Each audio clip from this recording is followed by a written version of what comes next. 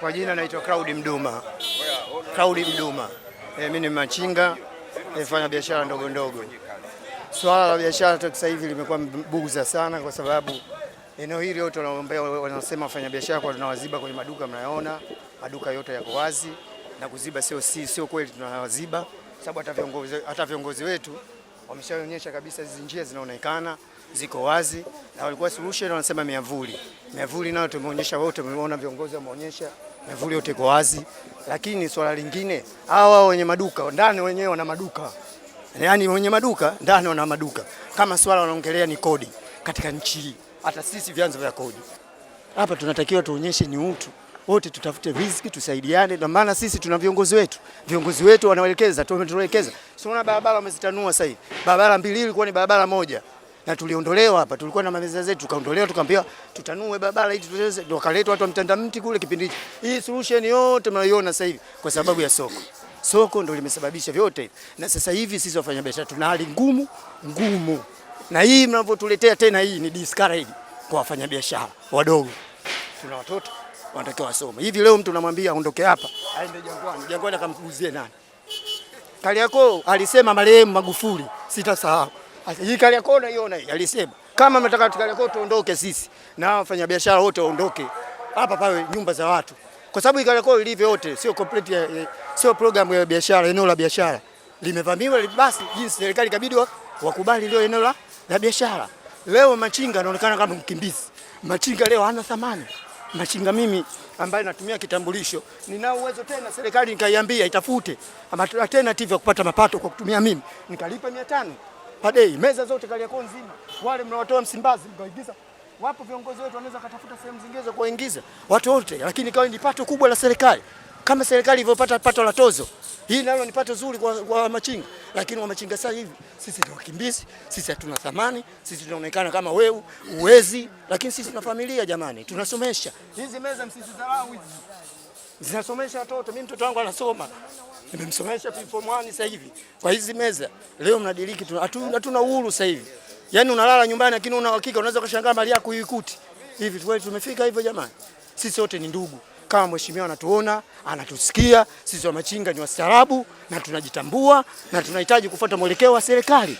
Hatupo hapa kwa kumkomoa mtu, lakini kuna watu wachache ambao wanajiona kama hii nchi ni ya kwao. Nchi yote, mimi ni Mtanzania, wewe Mtanzania, huyu Mtanzania, lakini lazima riziki tugawane. Keki hii ni keki, hili eneo ni keki yetu. Wanyonge ndio katupa Mungu. Nawaambieni vizuri, kwa sababu marehemu Magufuli alikataa hapa. Kwa nini alitukataa tusiondoke? Kwa sababu alijua hana alternative. Hata sasa hivi waulize serikali kama ana alternative kutupa ajira. Mfano tumeondoka hapa, ajira tutaipata wapi? Turudi kukaba? Turudi kuiba? Turudi wapi? Brother, you are serious? Tusiongee kwa kumfurahisha mtu. Tuiangalie Tanzania tuko wapi? Tunaelekea wapi? Tunaumia. Sisi wa machinga sio wauni. Ukifuata machinga wote hawa na familia hawa wana giliti. Leo tunaingia kwenye pre-form 1 watoto wanaingia shule, hata 100 huna. Haya, tunawatangazieni kuhusu biashara. Liliti biashara ngumu. Hapa mmesimama na watu, kuna watu watachai hawajaiona. Liliti jambaza. Ninatakia viongozi wa serikali itambue. Isiangalie upande wa pili tu kutuangalia sisi waonevu, kutuona kama sisi hatuna thamani. Sisi tuna thamani kubwa, sisi ndo kodi kubwa. Tunaweza tukawashinda hata hao wanasema wenye maduka. Lazima tusamini na wao wenye maduka, watu utambue sisi tuna watoto kama wao wenye watoto wao. Umeelewa? Na biashara tunanunua kwao, kwani uongo? Unafiki tuache. Na unafiki ndio umetufikisha hapa tulipo nchi. Mimi nakwambia Lilith Blaza.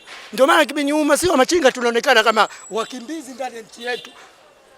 Yaani hata mama angekuwa tungemuuliza sisi ukimbizi wetu ni nini? Kama wakimbizi tutoeni basi tujue tutafute nchi za kwenda. Sisi tunaonekana tuna thamani. Machinga unamondoa kama mbwa.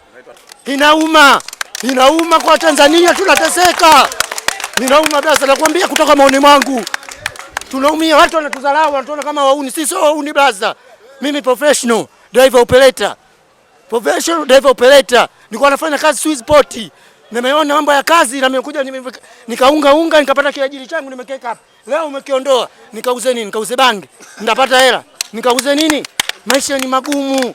Natakiwa tanyinyi mnaokaa kwenye viongozi muwaambie Watanzania kule vijana maisha yao ni magumu. Hata mitaji hatuna sisi. Mitaji yetu angalia unga kama hata twende brother. Hivi umeupoa huu wote umebeba huu. Atapata nini huyu ataka maskani? Niambie brother, tutajezana maskani. Brother mimi nitakuacha. Na kuona unajitoa mzeruzeru unamtoa dukani nitakuacha. Nikuulize swali brother, tuache unafiki.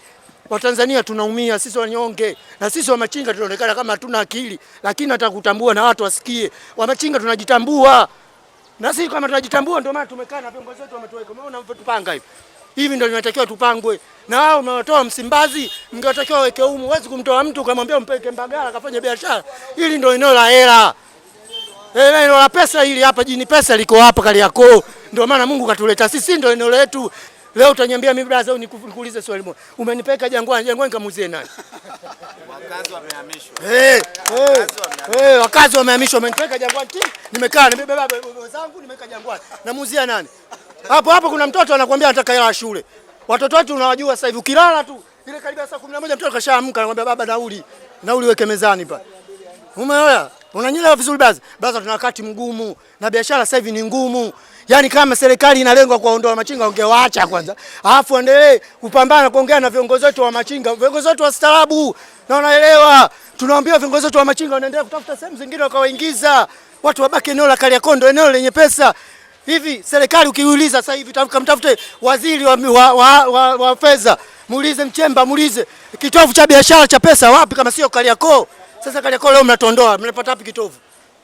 Mimi ndo najua kupointi kiatu, mimi na pointi kisu hichi. Na wewe kama mezani wewe unakuja unakinunua. Kisu naenda kununua kwa nani kama sio dukani? Na pointi nguo naenda kununua kwa nani kama sio dukani? Lazima tuwe na roho ya utu. Kama watu mnamcha Mungu, Waislamu mnamcha Mungu, Mkristo mnamcha, mpendeni, tuamini. Sisi watoto wenu, wadogo zenu, wenyewe tuna struggle. Hapa wenyewe bado tujafika, na sisi tunataka kuwa na nyumba nzuri, tunataka na magari mazuri, tuwe na wake wazuri. Watoto wetu wasome shule nzuri. Msituone kama tuko tu baza. Tunaumia. Yaani hivi nawaambia tunaumia. Hawa machinga unaona wote hao. Unaweza kumfuata machinga mwingine hata sasa hivi hana uhakika kula mchana. Hajauza hata hii hajauza. Hii ni unafiki brother, tuongee tumpendane. Kwa nini tatizo gani tunaharibu hapa? Leo mtu mfanya biashara anakuambia na mziba. Wewe niambie mzaba hapa mfanya biashara anazibua nini? Kama sio kisikolo kunyo. Anazibua nini hapa niambie mfanya biashara? Brother niambie wewe anazibua nini? Angalia huko anazibua nini? Sawa miavuli yetu yao, miavuli wote wametolewa, hamna miavuli. Kariakoo nzima sasa hivi miavuli hamna. Kuna watu wana nguo zao inabidi ziloe. Watafunika nini? Sababu lazima tuongeze utu, tuongeze kuangalia watu. Tutekeze plani mbili. Angalia plani ya mtu huyo mnamsema wa juu na mtu wa chini. Wa chini ana thamani yake.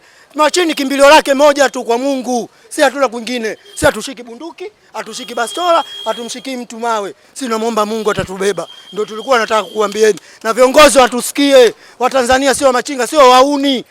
Sisi tunafurahi sana na tuna lengo la kutaka kutoka hapa tulipo. Tujaje hapa kuwa kama maskani, hii sio maskani. Hii kazi. Serikali itusaidie, tena kama mama anasikia atusaidie, watupe mitaji tuondoke. Hii msimlili tuondoe kwenye dharau. Sababu umetona kama si wauni. Sisi sio wauni jamani, sisi tunadhiriti. Umeelewa? Yaani si wauni kabisa brother. Yaani ndio maana unatuona hivi. Kila siku hatukai, hatuna raha. Mara tutakuja kuchukuliwa mzigo, mara tutakuja kupolwa vitu, mara tutakuja kufanya hivi. Hivi jamani si nchi hii si wakimbizi. Tuomba kama serikali tutangaze, mtu wa serikali tutangazie kwa nyewe wakimbizi wa machinga ondokeni, tuondoke. Twende mwingine aende South Africa, mwingine aende wapi, kila mtu angalia maisha yetu. Lakini hapa maisha ni magumu brother. Hela hamna. Hela ngumu, biashara mzunguko mgumu, hali ngumu. Usione tunakuja hapa hivi tunatoka asubuhi. Hatuna jinsi. Mtu ushakuwa baba una jinsi.